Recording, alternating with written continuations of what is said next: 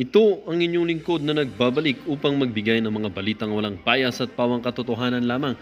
Ito ang Bayang Pinas. Ang isyong ito ay naging usap-usapan sa buong bansa at iba't ibang social media platforms. Isang hindi inaasang pag-ikot ng pangyayari ang naganap matapos bawiin ang naunang desisyon kaugnay sa mga kaso laban kay Representative Franz Castro at nasabing kaso ay muling ibinalik dahilan upang magmakaawa umano si Castro kay dating Pangulong Rodrigo Roa Duterte or FPRRD para sa suporta at kaligtasan. Ayon sa mga ulat, ang pagbaliktad ng kaso ay resulta ng bagong ebidensyang inilabas sa korte na nag-uugnay kay Castro sa iba't ibang katiwalian at irregularidad.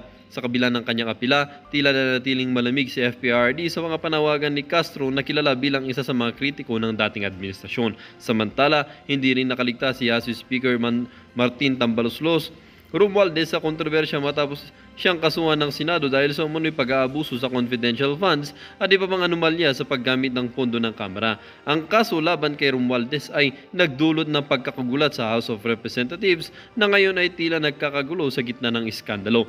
Ang tanong ngayon ng publiko ay kung matutuloy o magtutuloy-tuloy ang paglilinis sa hanay ng gobyerno o kung mauwi lamang ito sa mas matinding hidwaan sa pagitan ng mga sangay ng pamahalaan. Sa gitna ng kaguluhan na natiling tahimik si Pangulong Kuting habang ang Senado at Kamara ay abala sa sariling krisis. Ang mga kaganapang ito ay malinaw na nagpapakita ng lalim ng krisis sa politika ng bansa. Magiging simula ba ito ng pagbabago o magbubunsod lamang ng mas malaking kaguluhan sa gobyerno? Well, para nga sa kabuang detalye at impormasyon ay panoorin na lamang natin ang buong video. At salamat na rin sa ating mga solid viewers sa walang sawang pagsuporta. At kung bago ka pa lamang sa ating channel ay syempre, huwag kakalimutang mag-subscribe, pindutin ang notification bell at piliin na rin ang all upang laging maging updated sa mga balitang bago, totoo at walang bias dito sa channel ng Bayan, ang Bayang Pinas. Huwag din pong kakalimutang mag-iwan ng like at i-share ang ating mga videos.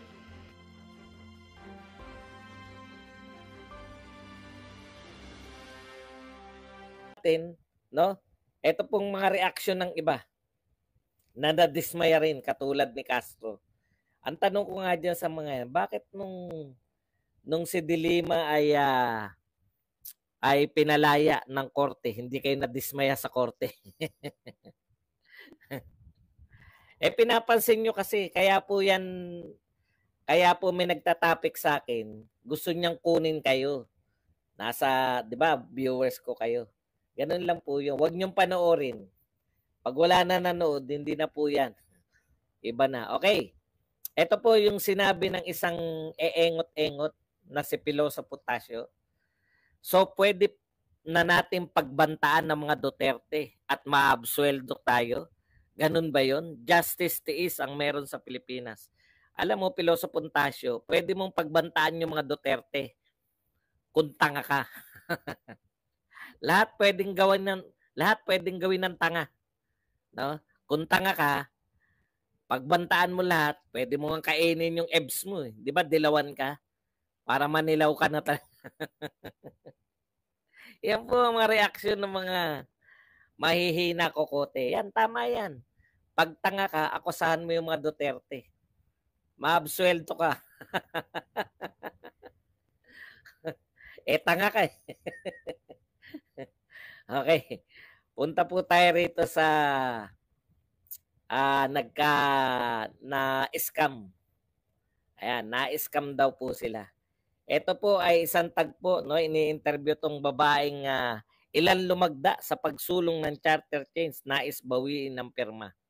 Ayan, ito po ay report ng CNN, hindi po ni Badong. Galing po to sa CNN Philippines. Ayan. Sabi niya, nitong tinago yung pangalan at tinago pati muka, hindi niya raw alam yung pinipirmahan niya eh.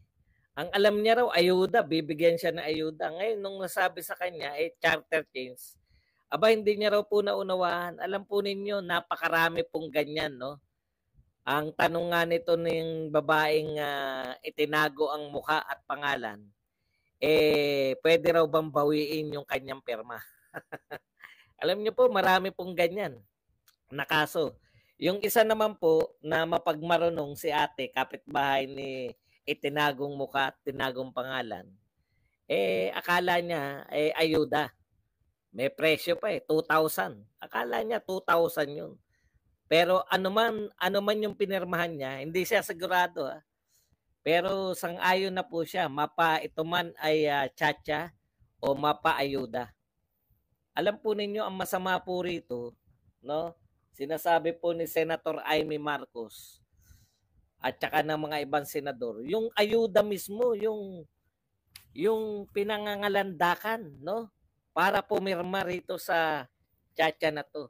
At meron na pong nahawakan si Senator Marcos na laman mismo. Ito na po yung laman, no? Ang pinapipirmahan po pala, hindi lang po yung tanong na gusto nyo bang baguhin yung konstitusyon. Meron pong pati po yung paraan ng pagbabago. Ito po yung nakalagay doon sa pinapakita ni Senator Marcos na form na nakuha raw niya sa isang staff at mismo doon sa mataas na tungkulin ng congressman, no? Ayon dito sa CNN Philippines. Dapat ginagano natin eh. Sa kumakalat na petisyon, pamamagitan ng joint voting ng Senado at Kamara, bakit ano po pagkakaiba niyan, no? Siyempre tututol po rito yung Senado kasi joint voting 300 plus yung mga congressman, yung mga senador 24 lang sila. So kakainin lang po sila. Pero hindi po yan ang konstitusyon natin eh. Ang nasa konstitusyon po natin, lagi pong separate voting. Magkaiba pong house yan. Yung mga simpleng batas po, katulad ng pagpapalit ng kalye, pangalan ng kalye. Separate voting po yan. Iba po yung boto ng mga congressman. Hindi po joint. Kasi magkaibang house po yan. Ang gusto po ng pagpapapirma, aamyendahan yung konstitusyon sa pamamagitan ng joint voting. Yun po pala yung laman ng pinapipirmahan dyan sa People's Initiative na yan. No? Mali po yan. Dahil magkahiwalay po yung House of Representatives at saka Senate. Sabi nga sa inyo, yung katulad po nito, budget. Separate po. Separate yung botohan ng budget sa House of Representatives at sa Senate. Yun nga lang, kaya pag may hindi sila napagkasunduan, may BICAM doon po pag-uusapan. Yun nga lang sa BICAM din nagaganap yung mga insertion ng budget. Sa BICAM po ginanap yung insertion ng 12 billion para po sa binigay sa COMELEC na ang sinasabi po ay tsa-tsa. Ayan. Okay. Ito po simple lang po. Yung mga batas po napapalitan yung kalye. Separate pa rin po kailangan. Separate po yung boto ng HOR tsaka ng Senate. Bakit po sa napaka-importanting pagpapalit ng konstitusyon, bakit ang kahulugan po ng joint voting, tsepwera na po Senado. Bakit po? 300 plus yun. Yung nasa HOR sa Senado, 24 lang sila. May tsepwera po yung buong House ng Senate. Yung buong bahay ng Senado, may tsepwera po. Kaya pala pinupush nila yan. Kaya pala yung sinabi ni Martin nung December na gagawa sila ng paraan na makakapag-charter change nang hindi kasama yung Senado. Naisip ko noon, paano nyo gagawin yan? Nung Disyembre, nung sinasabi ni Martin yan, sinabi na ni Martin yan eh. Pero ang iniisip ko, paano nyo gagawin yan? Papayag ba Senado? Yung pala, through People's Initiative. Nakasulat pala. Ba? Na joint voting ang pag-amyenda sa konstitusyon. O yun po ang pinapipirmahan nila sa mga tao. No? Ayon, wag natin kakalimutan yung source. Ayon kay Senator Amy Marcos. Mga ano talaga no? Talagang manggigigil ka eh. At ang mahirap pa po nito, napakarami po. Eto malupit, buti pa nga sa Bicol, may 100 lang kaya po yung sinasabi ni Mike Abe na baka pamasahe lang yan, sino bang taong papayag na 100 lang Marami. Kung pinangakuan ka, natatanggap ka ng ayuda na 2,000 o mahigit pa. Hindi mo naiintindihan, Mike Abe, palibasa munyaman ka, no? Hindi mo naiintindihan yung mga mahirap. Sabi nga nung nagsabi, no, okay pa rin ako diyan. Mapa-charter change yung pirma ko o 2,000 na ayuda. Biruin mo, sinabi niya 2,000. Ano yun, manghuhula yung tao? Tsak yun, galing yun dun sa nagkumbinsi sa kanila na pumirma. 2,000 ang tatanggaping ayuda. Yun, Mike Abe, naunawaan mo, hindi ka binigyan ng 100. 100 yun plus ayuda. Eh dito sa Quezon City, mukhang nakatkong pa yung 100.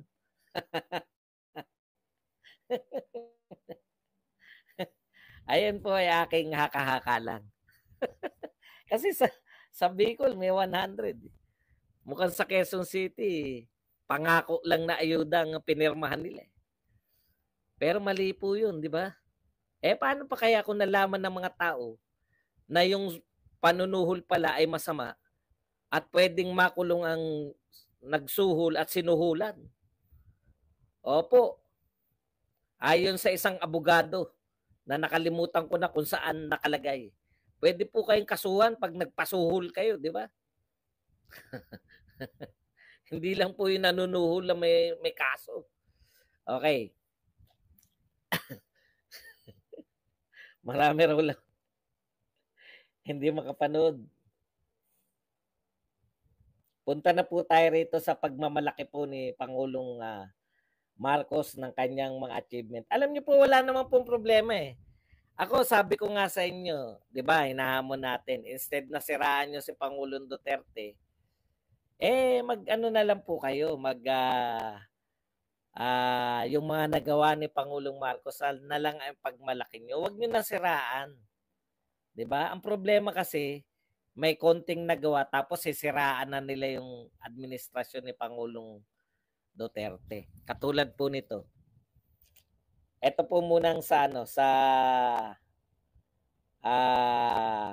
ito yung nagbabasa na naman si Pangulong Marcos, yung achievement po. Ito po ang ayon dito. Pinakinggan ko po eh. No more active guerrilla front in the Philippines. I want you to hear hear President Marcos report regarding insurgency. Yan po ang sinabi ni Mr. Winwin Eclabu. This is the bagong Pilipinas, the success of every Filipino. Mr. PBBM, you are truly inspiring. Alam niyo po, ang kulang po sa senaryo na to, okay naman yun, tatanggapin naman natin yun eh. Right, thank you very much po sa nagpa-member, no? Sino ba to nagpa-member? Teka, titignan natin. GNS for life, naku, long time no look. Thank you very much sa pagpapamember, GNS for life. Ayan, at long time no look, GNS. Okay. Alam niyo po, eto real talk po tayo, no? Masaya po tayo na sabi nga wala ng active guerrilla. Iba po yung wala ng NPA, iba po yung wala ng active guerrilla front, no? Ibig sabihin, meron pa rin pong mga rebelde pero yung matatatag po na kanilang mga yung kuta, yun po yung ibig sabihin nun, no, na halos nabuwag na.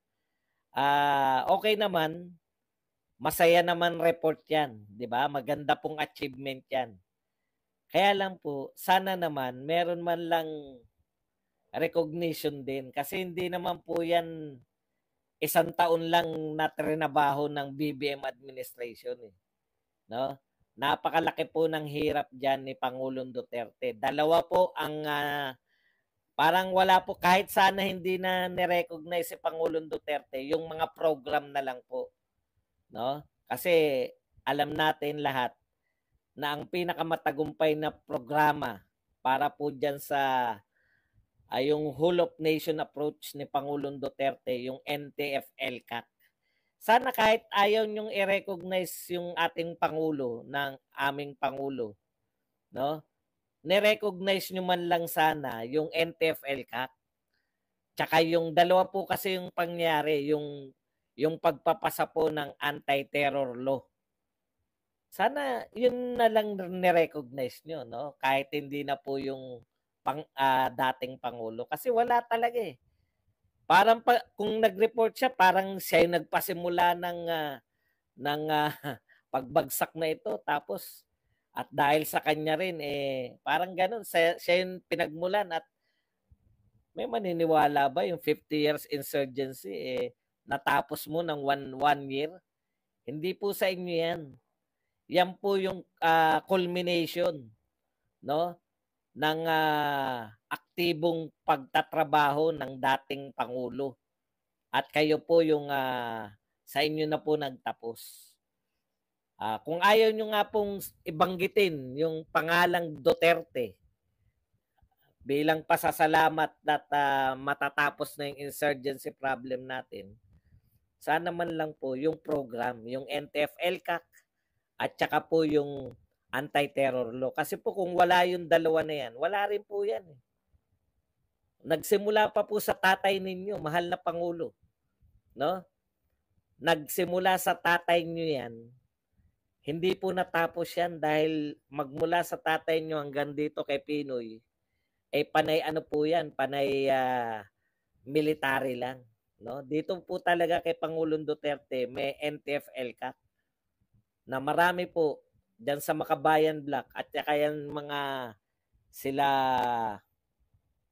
anong pangalan nito? Yung senador, ako dami kong nakakalimutan ngayon. Yung babaeng senadora na kontrabida.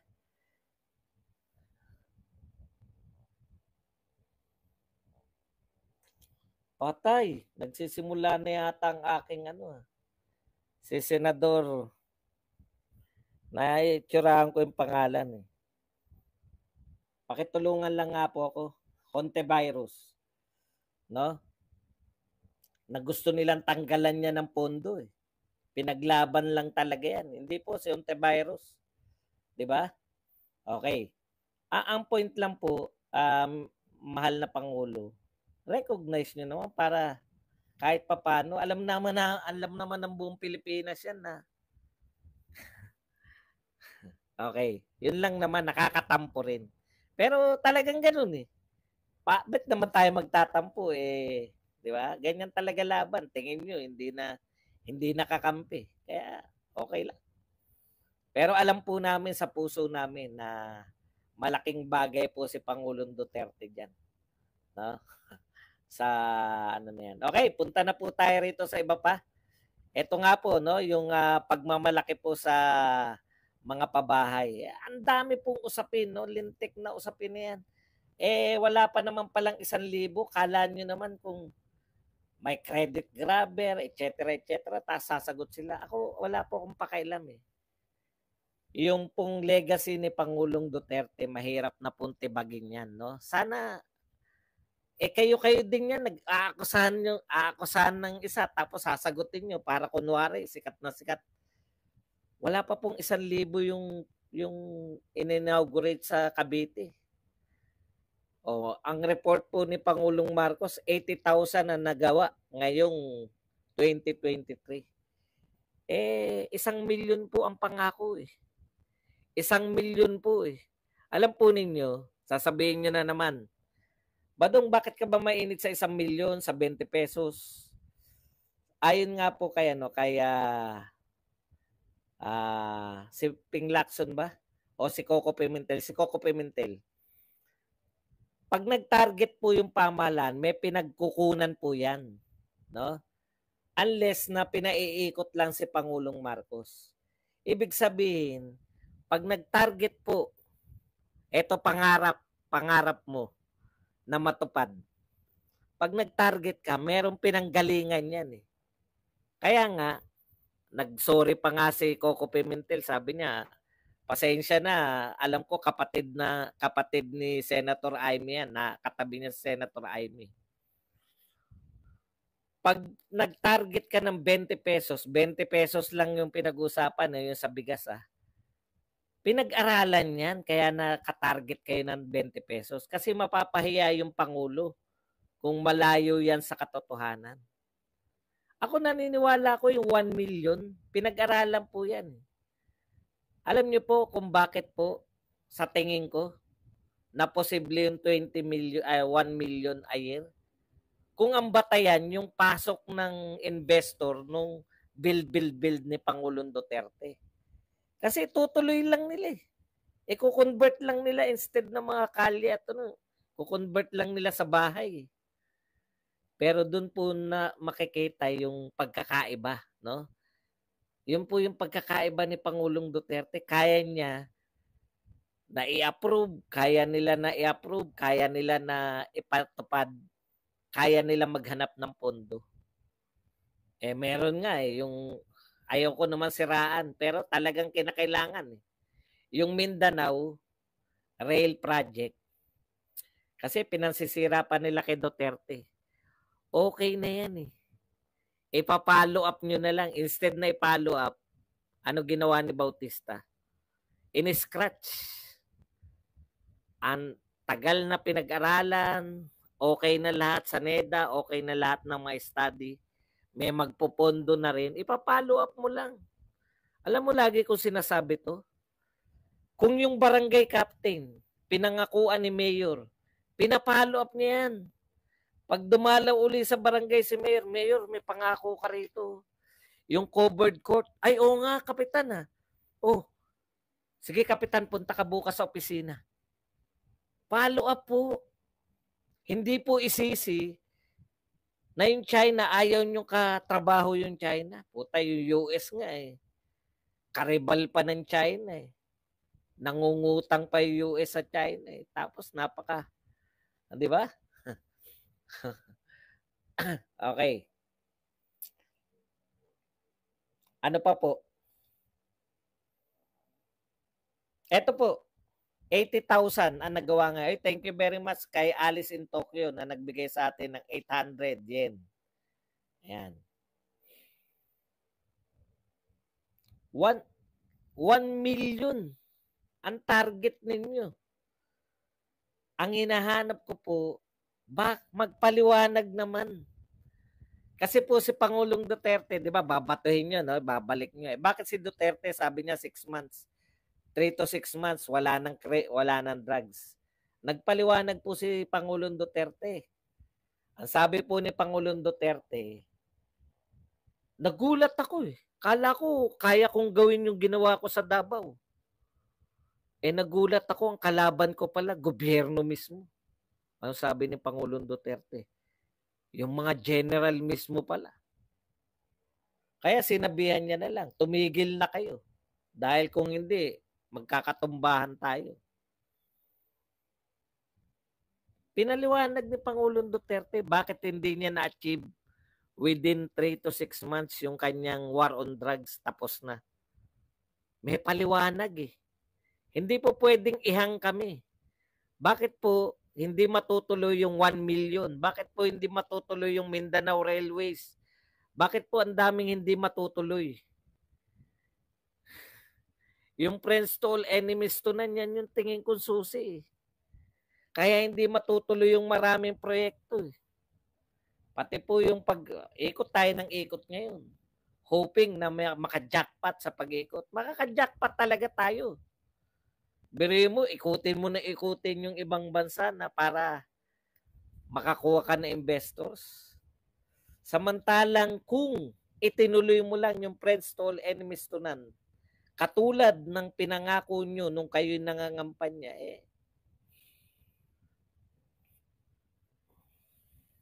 di po ba? Okay. 1 million. Kalimutan nyo na. Ito po, pinalalaganap. Hindi ko alam kung ano usapin dito. Fact check, Martin Romualdez not affiliated with CPP-NPA. Ano pong pakialam namin? Hindi po namin pinoproblema si Martin Romualdez dahil siya ay affiliated sa CPP-NPA. Hindi po namin siya pinoproblema dahil may kaugnayan siya sa CPP-NPA. Pinoproblema namin siya dahil mas makapangyarihan pa siya sa CPP-NPA. Mas makapangyarihan pa siya sa lahat ng tao sa Pilipinas. What Martin gets. Lahat po to, kung uugatin niyo po itong lahat ng mga kaguluhan natin sa politika ngayon, nag-ugat po kay Martin at sa House of Representatives.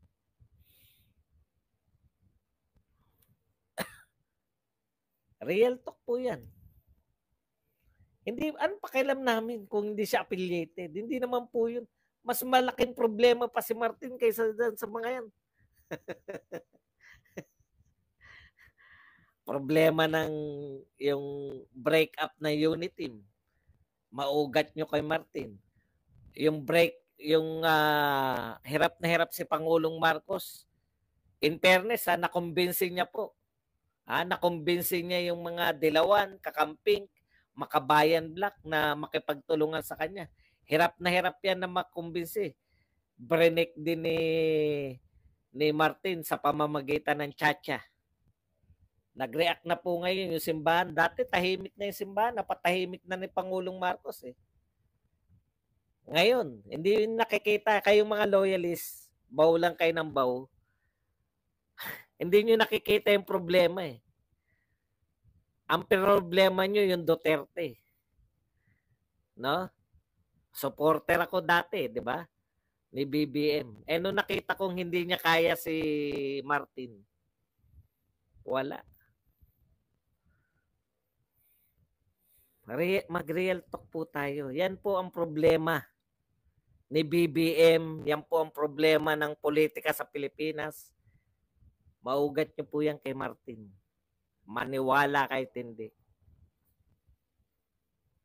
Babaguhin yung buong konstitusyon. Mayroong malaking ayuda. Pwede namang gamitin na yan ng direkta. Ito po, nagsalita po to yung mga ilang senador, 2 senador nagsalita tungkol dyan sa ginagawa na yan ng may nagsasalita pa lang senador. Kala ko si Amy na lang ang senador natin yan. Saan ba yung nito? Pinicturean ko eh.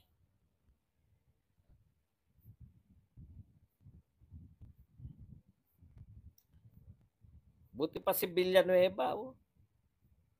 Si Joel Villanueva. Kita niyo yan, mga kaalyado nila yan.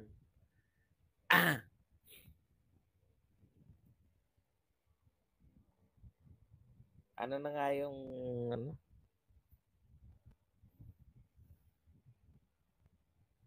ang hirap dito sa Huawei gamitin. Hindi siya friendly, Ayun, gallery pala. Tignan nyo po, Ito po yung kay JB Ejercito. Too many Too many problems to fix. Too many challenges that need attention.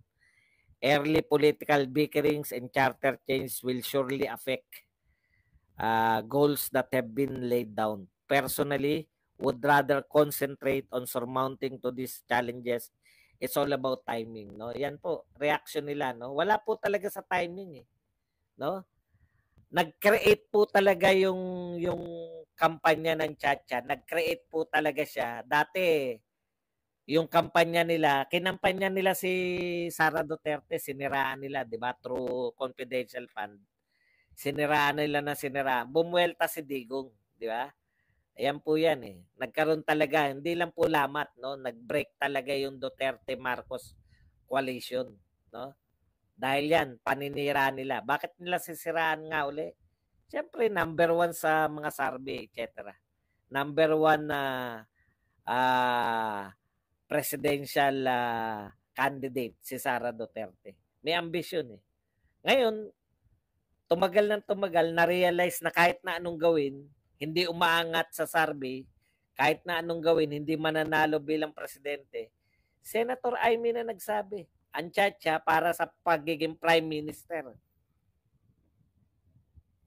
Lahat to, nagpapapirma ng People's Initiative kasi hindi papasa sa Senado. Hindi papayag ang Senado na bubuwagin sila. Di po ba? Yan po. Yan ang problema natin eh. Okay, maganda yung sinabi nitong ni Joel Villanueva. Tigilan ang panlilinlang at pananakot para lamang unahin yung pansariling interes. na mga ganid sa pwesto. Grabe, no?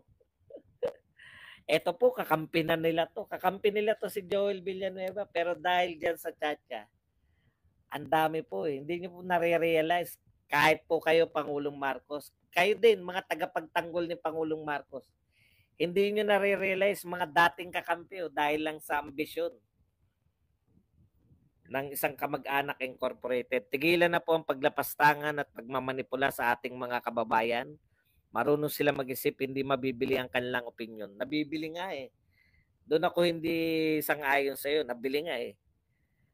Tigilan na po ang pagkakait sa ating kababayan ng ayuda dahil lang sa hindi pagpirma ng petisyon di umano'y People's Initiative. Yan po ang problema talaga, no? Ginagamit yung salitang ayuda para sa pirma. Huwag po nating linlangin ang taong bayan na kailangan natin ng charter change. Ito si Joel Villanueva po to, hindi si Badong ha. Para solusyonan ang problema ng lipunan. Hindi po ito sagot sa kumakalam na sikmura. Hindi po ito sagot sa kawalan ng trabaho, sa paparating na El Nino at sa patuloy na pagtaas ng presyo ng pangunahing bilihin. Ito po dapat ang tinutugunan ng Kongreso, no? Kagutuman, malapit na yung El Nino, kawalan ng trabaho. Swerte nga si Pangulong Marcos eh. Wala pa po tayong malaking kalamidad. No, napunan niyo ba? Wala tayong pandemya, wala tayong malaking kalamidad.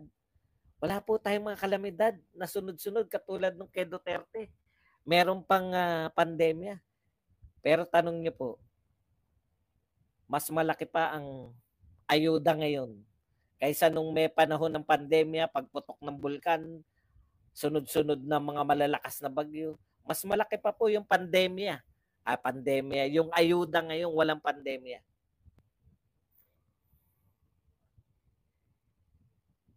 Okay. At least nagsalita siya, di ba? Kahit na ano, ganun po talaga eh. Kailangan natin yan ng mga kakampi ngayon. Ano pa? Huwag po natin linlangin. Hindi po natin kailangan yung Chacha sa kagutuman, sa kawalan ng trabaho, sa paparating na El Nino, at pagtaas ng presyo ng bigas. Magpakatotoo na lang po kayo, alam po natin ang totoong dahilan kaya pinagpipilitang buwagin ng Senado ay para kontrolin ang kapangyarihan sa ilalim ng unilateral o iisang kongreso. Higit po sa lahat, nais nating nilang palawigin ang kanilang mga termino. Yan po ang mga matinding pahayag ni Joel Villanueva. Correct po yun. Dapat yung mga senador natitreten kayo. Dahil gusto kayong buwagin ng mga congressman. Yan lang po ang ating topic. Pwede na po kayong mag-komento. Pwede na po kayong magtanong. Ayan. Naghintay po tayo ng sagot, no?